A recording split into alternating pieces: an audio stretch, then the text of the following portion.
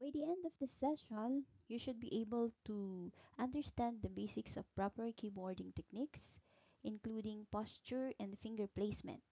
Identify the main features and functions of word processing software like Microsoft Word or Google Docs.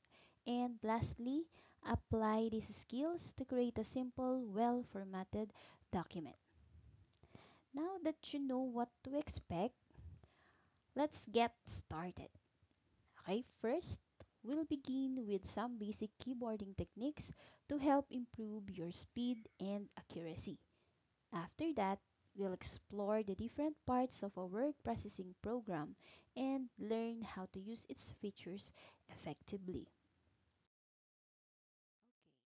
Okay, so what is keyboarding?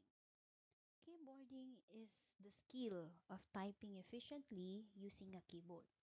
It is essential for data entry, communication, research, and document preparation.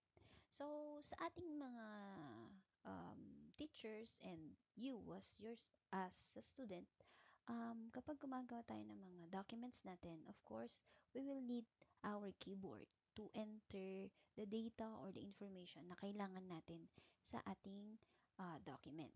So, uh, ang keyboarding is very important kasi nga it saves time and increases productivity. It reduces errors through accuracy and essential for schoolwork, office tasks, and professional career. Okay, so let's know more about keyboard. So our keyboard or the keyboard is one of the primary input devices used with a computer. It is made up of buttons or keys that allow us to type letters, numbers, symbols, and perform other functions. Just like what I've said a while ago, kailangan natin ng keyboard para nga ma-enter natin yung mga data or information na kailangan natin sa ating mga document. Let's go over the different parts of a keyboard. Each group of keys has a specific purpose to make typing and computer navigation easier. So as you can see in the picture or in the illustration, we have the control keys, function keys, character keys, navigation keys, and numeric keypad. Okay, so let's discuss what is control keys. So, control keys are used alone or with other keys to perform special actions. The most common control keys are Control, Alt, and Escape. For example, pressing Control plus C copies selected text while Control plus V pastes it.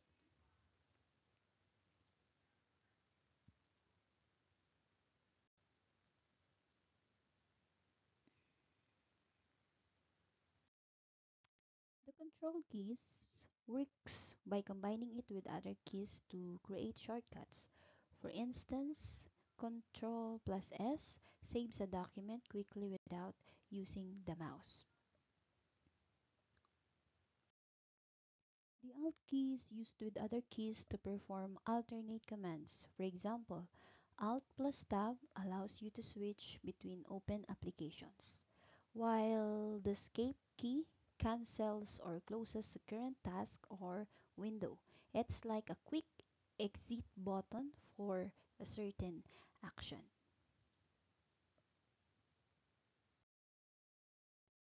Typing keys are the main part of the keyboard. This is another part of a keyboard.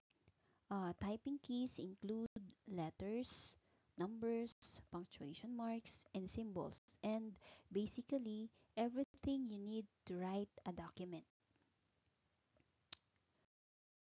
Next part is the function keys. Function keys labeled F1 through F12 and performs a specific task depending on the program you're using. For example, F1 often opens the help menu while F5 is commonly used to refresh a page. So, itong function keys are mostly nakikita natin sa topmost wherein mag-start siya sa F1 until F12. Next part of a keyboard is the navigation keys.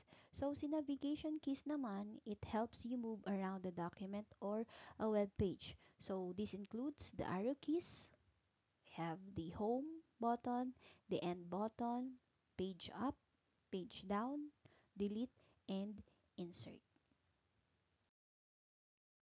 So, on the arrow keys are used to move the cursor in any direction. So, pwedeng up, pwedeng down, left, or right without using the mouse.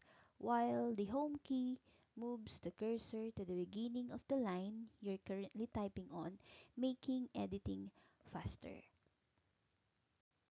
Next one is the space bar. So, sa space bar naman, it is used to create a spaces between words. So, kapag type tayo, then we need spaces. Then, just click on the space bar, which is located at the bottom, at the middle ng keyboard natin. Next one is the tab key. It creates somewhat big space between two words. Pressing the tab key once creates a single space, and pressing it twice creates two spaces, and so on. Okay? Pressing the enter key moves the cursor down to the next line, signaling the end of a paragraph or a command. So, kapag gusto natin na yung ating document ay sa next paragraph na or the next line na, then we enter the enter key or we click the enter key. Next is the backspace, which deletes characters to the left of the cursor.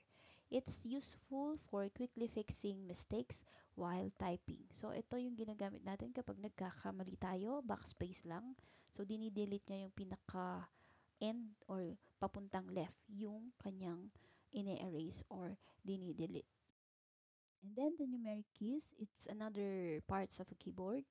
And this numeric keypad is used for quick number entry, similar to a calculator. It's especially helpful for data entry tasks like accounting. So, si numeric keys, gaya nga ng sabi niya, it is just like a calculator. Kapag we're working on numbers, numeric keys ang ginagamit natin. Okay? We move to the next topic, which is the proper keyboarding techniques. So, kailangan natin malaman yung mga techniques na to para yung posture natin is okay pa rin. Sabi nga, good posture is key to typing efficiently and avoiding strain. So, sit upright with both feet flat on the floor and keep your wrists slightly elevated and face your monitor at eye level. Sometimes, especially kapag ang magiging trabaho natin for the future is nakaharap lang tayo sa computer or yung work natin is mostly computer ang kailangan natin, um, magkakaroon tayo ng strain kapag matagal yung pagkakaupo natin. So, kailangan ng correct posture para maiwasan itong mga strain na to. Kasi after a day ng pagkaupo or pag-work sa ating mga documents, then sumasakit yung ating mga likod-likod. Ganyan. So, para maiwasan itong mga strain na to, we need a correct posture. Okay, next, finger placement. So, eto dapat yung finger placement natin. So, on the left hand, dapat A, S, D, F, yung, ano ba to, yung mga keys na kailangan na pindutin ng left hand natin. And then, sa right hand naman, yung J, K, L. And yung thumb natin is yung sa space bars. Space bar. Okay? And then number 3 is typing tips. So we have different tips. Use all fingers, not just 2 or 3. So sometimes dahil nga hindi pa tayo masyado sa typing, ang ginangyayari is isang finger lang nagpipindot-pindot, right? So mas better kung na-practice natin yung lahat ng fingers natin ay gumagalaw. Then, avoid looking at the keyboard. While typing, avoid on the looking in the keyboard. And that is touch typing na tinatawag. And then, maintain steady rhythm for speed and accuracy. So, syempre, sa baguhan, hindi pa natin magagawa yan. But, of course, kapag lagi natin ginagawa, then, uh, matututo rin tayo. Kaya sabi nga nila, practice makes perfect. So those are the different typing techniques, and if you follow these techniques, then strain will be prevented. Okay? So let's proceed to the next topic, which is word processing. So what is word processing? Word processing is the process of creating, editing, and formatting text using a computer or other device. It is used for writing reports, essays, resumes, newsletters, and more. Okay? And ano naman si word processor? So, si word processor naman is a software designed for word processing. Sabi natin kanina, si word processing ay ginagamit natin sa paggawa ng mga documents natin. So, kapag nagka-create tayo ng mga documents, it's word processing. While si word processor, yan yung mga software wherein naka-design for word processing. Wherein, with this software, makakagawa na tayo ng mga documents natin like letters, notices, and ano man, mga love letters ninyo, mga ganyan. So, we have different examples here of word processor. So, alam nyo na itong mga to. Mostly, ito yung mga ginagamit natin in making our reports, in making our assignment, and all.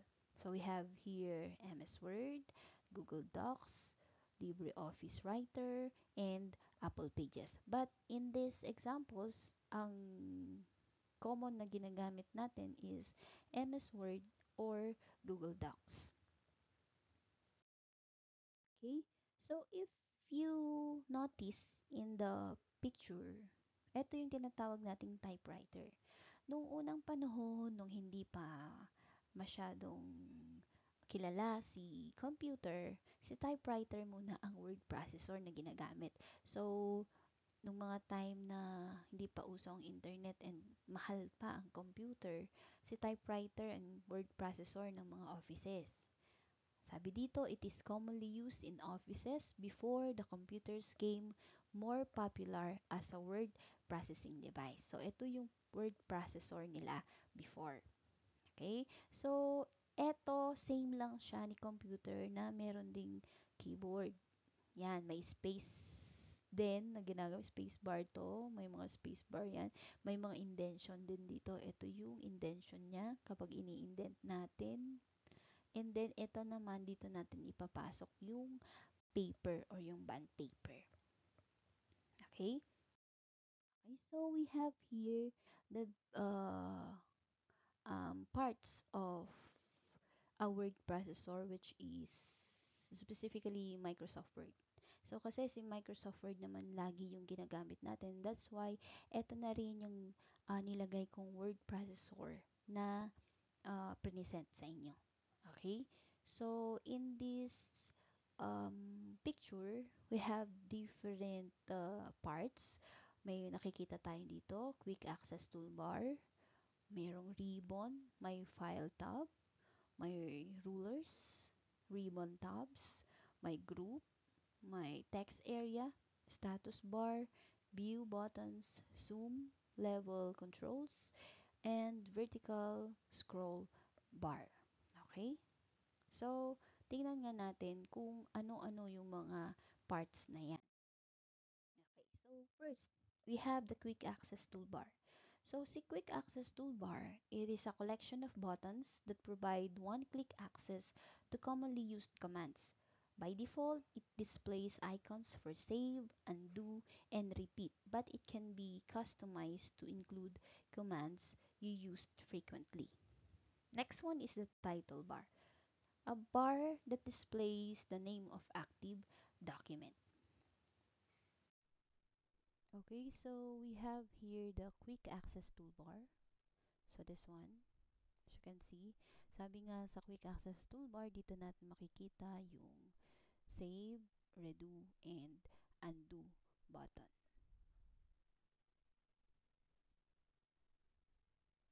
Next one is yung ating title bar, which is this one. So, dito natin makikita yung title bar natin, and this is our title. So, yung title bar natin, dito nakikita yung title ng ating document. So, in this case, in our example, ang ating document is document 1 pa lang kasi hindi ko pa siya nasa-save. Pero kung na-save nyo na to at kung ano yung sinave nyo na file name niya, yun yung magiging or yun yung magiging title niya dito.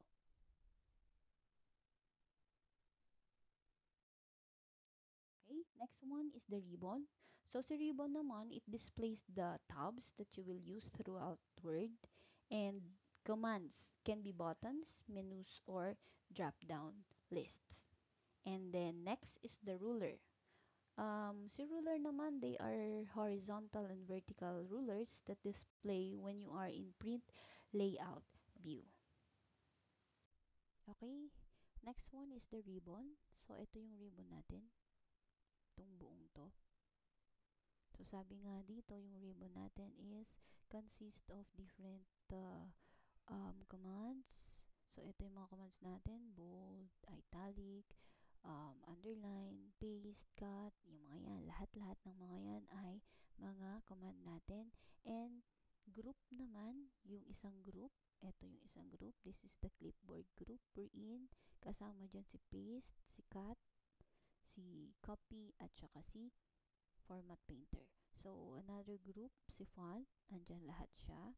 Yung ating paragraph, paragraph group, styles group, editing group, and adds in or add-ins. Okay? Next. Okay. Next one, text area or the document area. So, si text area or document area is where your text or images will be displayed. So, ito yung nakikita natin. For example, gumagawa tayo ng document or letter, doon tayo nagta-type. And then, kung nag-insert tayo ng mga images or graph, yun. Yung kung saan tayo nagpe-paste, yun ang tinatawag na text area or document area. Next one is scroll bars. So, use this with your mouse to move up and down, right or left within the document. Kaya nga yung sa scroll bars natin, meron tayong tinatawag na horizontal and vertical scroll bars. Kasi yung movement niya is up and down, right or left. Okay, next one is our text area or yung document area natin. So, this is our text area wherein dito tayo nag-print or nagpiprint, nagta-type, yan siya. Or nag-i-insert ng kung ano man na kailangan natin sa ating document. Okay, next. On the status bar, it displays the page number, page count, document view buttons, and zoom control. So, sa status bar natin, nakikita natin sa pinakamababang part ng MS Word natin. So, doon makikita mo kung anong page number na yung ginagawa mo, kung ilan na yung page na ginagawa mo sa document mo, or andun din yung zoom control, yung gusto mong palakihin or paliitin yung document mo. On the view buttons naman, this is used to switch between views such as print layout, full screen reading, web layout, outline, and draft view. Next one is our status bar. So, yung status bar natin ay nakikita natin dito sa pinakamababang part natin. So, ito, yung status bar natin. So, makikita natin dyan yung page 1 of 1, meaning kung aling page ka gumagawa. For example, sa atin, page 1 to. Then, kung ilang words na ang meron. So, in our case, ang nakalagay dito is 3 words. So, we have 1, 2, and 3. 3 words na siya. And then lahat, basta na yung dito banda yung ating status bar.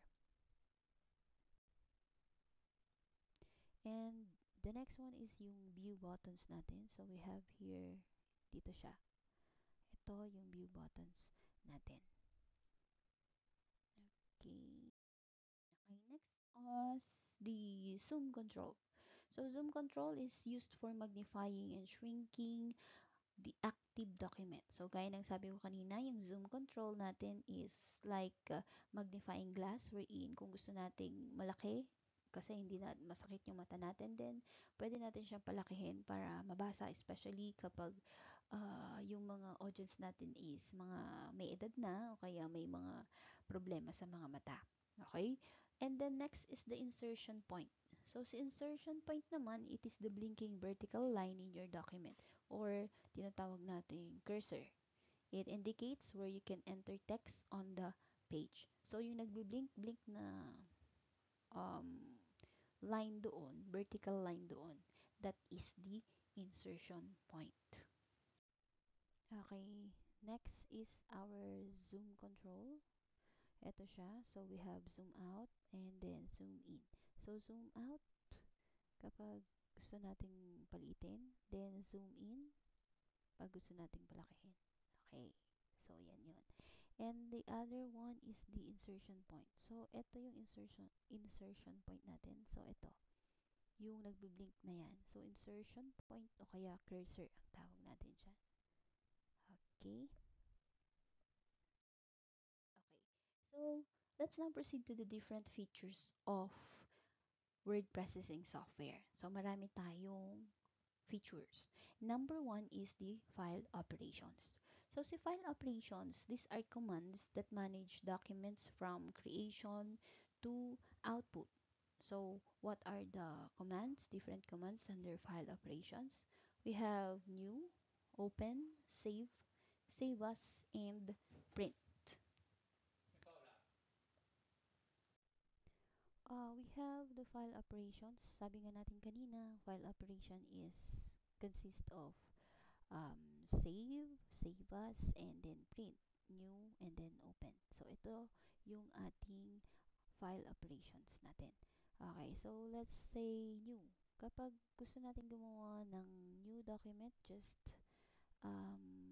click on the new button, then yung blank document natin, kung blank ang gusto natin.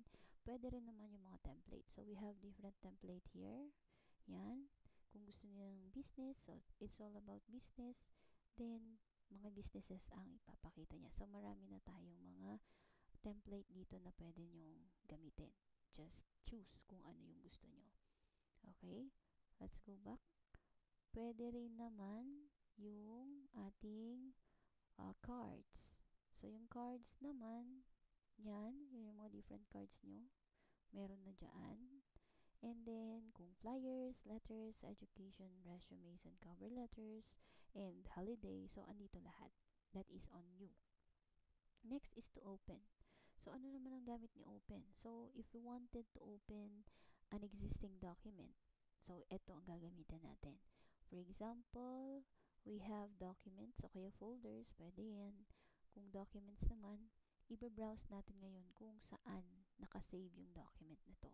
So, just click on the browse, and then, tingnan mo kung nasaan, kung nakasave siya sa desktop, then sa desktop ang pipindutin natin. So, we have here new folder, Sony flash drive, yan.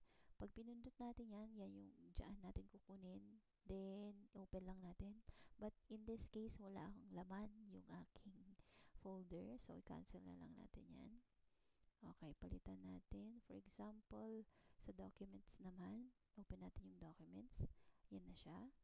Mga yan. So, lahat yan, i-open nyo lang. Okay? Next one is to save.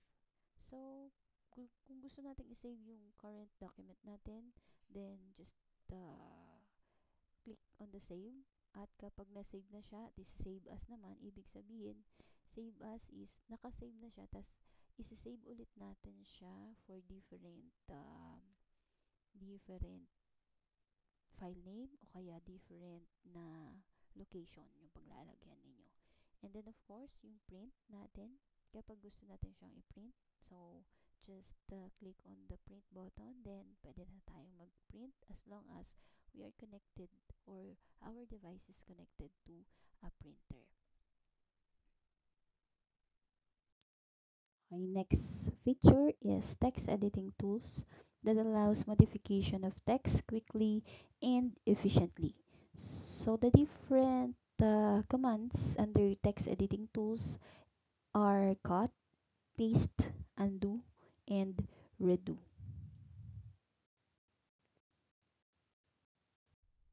Okay, so we have the editing tools. So yung editing tools natin, sabi, it's cut, paste, and copy. So we have those commands. So for example, we need to copy this word. So copy. And then kung saan natin siya ilalagay, paste.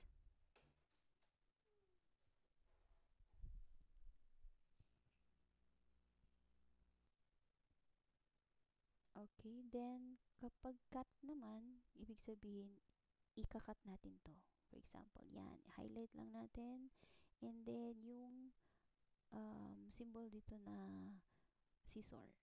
Ayan, control. O kaya, control X. Yan yung shortcut key. Then, kung ipipaste natin ulit, control V. Then, we have formatting tools. So, formatting tools change the appearance and style of text. This includes yung changes of our font style, font size, and font color. Pag gusto nating mag-apply ng bold, italic, or underline for emphasis, and if we need to adjust the text alignment from left, center, right, or justified. And for emphasis, kailangan natin ng i-highlight yung text natin. Next one is on the formatting tools. So, sa formatting tools naman, this includes yung ating mga font color, font sizes, and all. So, for example, we want this become yung font niya, Tahoma. So, yan siya.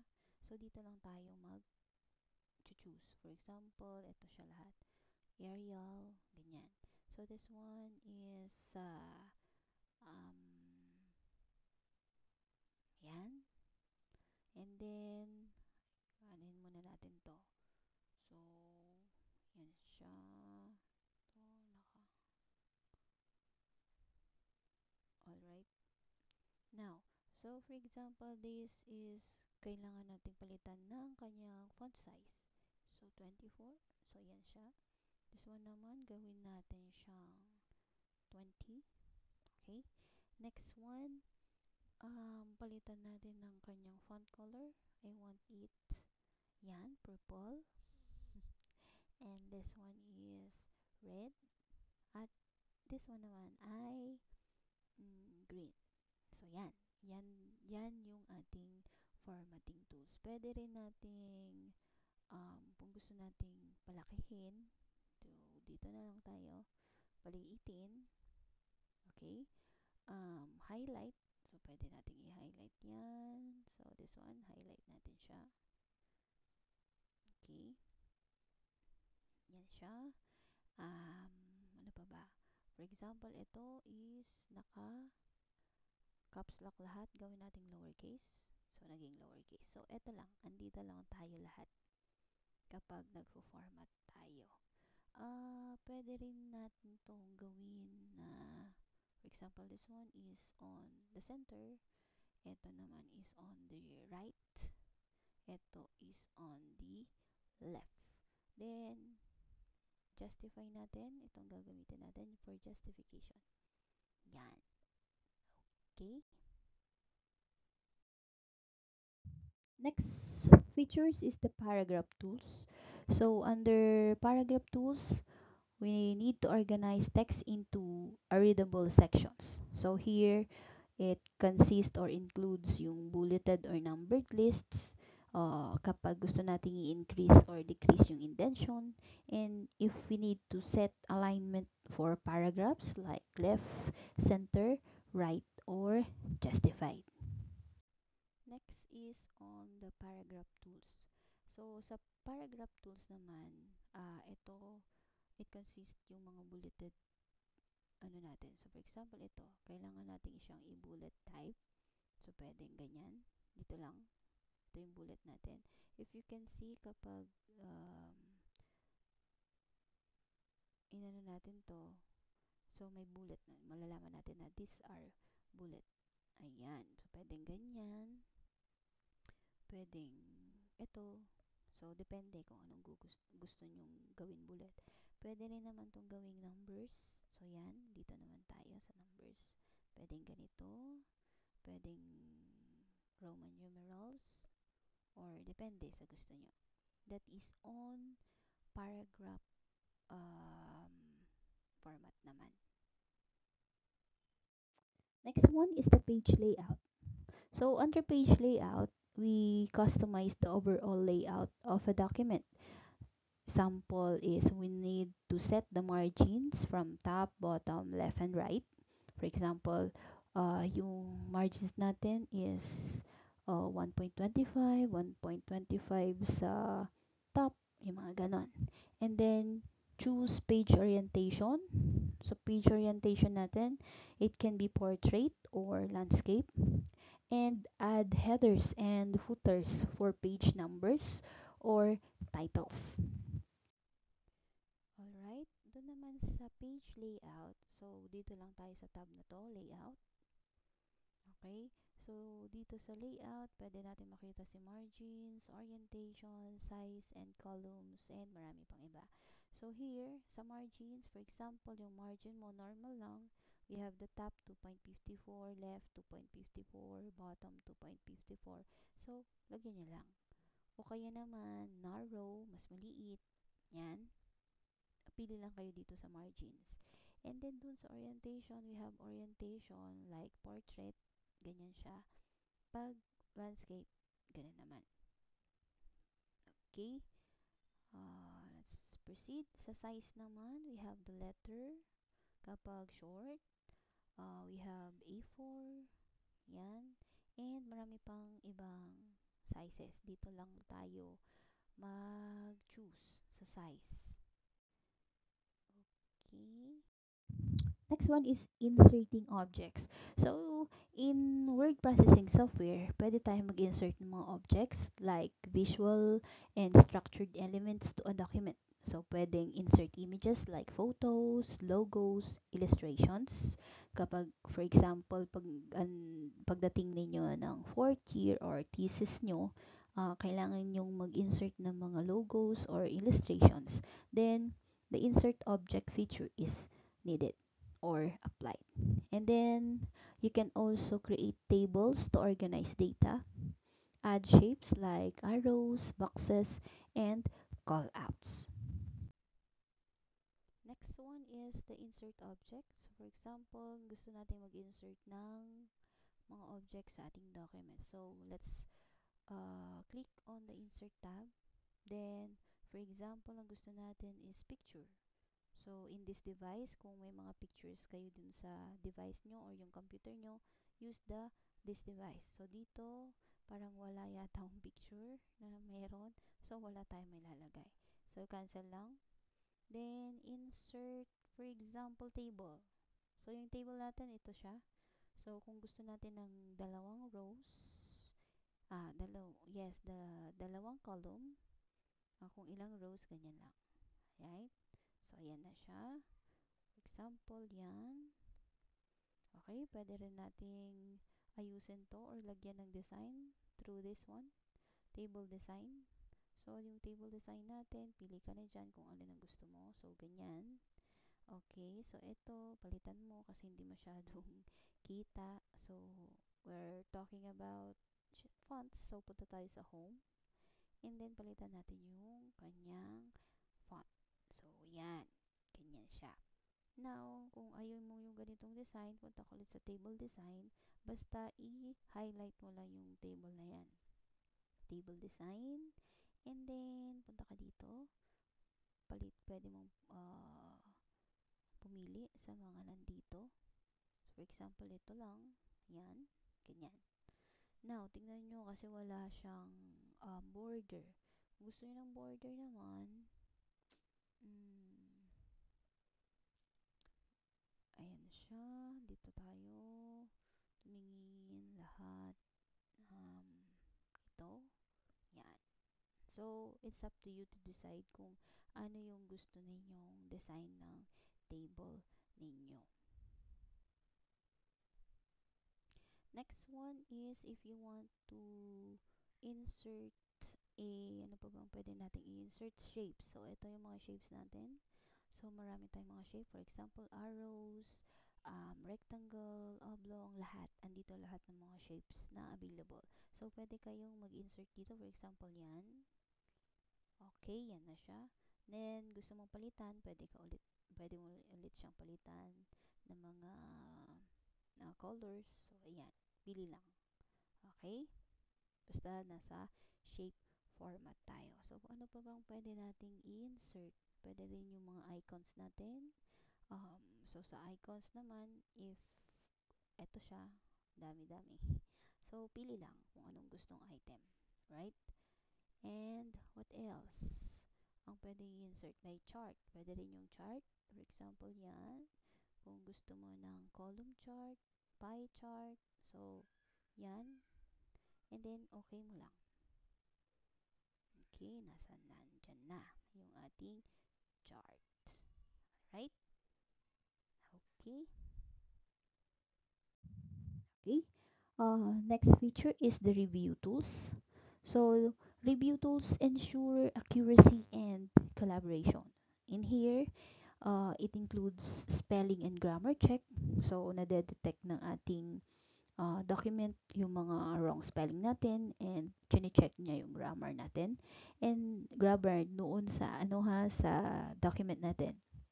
Track changes, it records edits made by different users for review, so that is for collaboration, and find and replace, quickly locate specific words and replace them.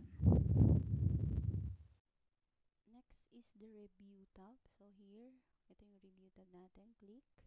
And under review tab, we have spelling and grammar. So yan ang i-click natin if we have or if we want to check the spelling and grammar. Thesaurus, word count, pwedeng read aloud kapag speech. And then, dito, may mga track changes din. Dito natin matatrack kung ano yung mga changes na nangyari dun sa document mo. Okay, so that's it on the review tab. Okay, so that's all on the topic of keyboarding and word processing. Okay, lastly, always remember to work safely. Maintain proper posture, take regular breaks, and handle your equipment carefully to avoid strain or injury. Before I end this lecture, take a moment to think about this question. How do you think improving your keyboarding and word processing skills can help you in your studies and future career? Can you share a specific situation where these skills would be valuable? You can type your answer in the comment section. Okay, class? Thank you for listening. Keep practicing and don't forget, every expert was once a beginner. So keep learning step by step. Have a wonderful day and happy typing!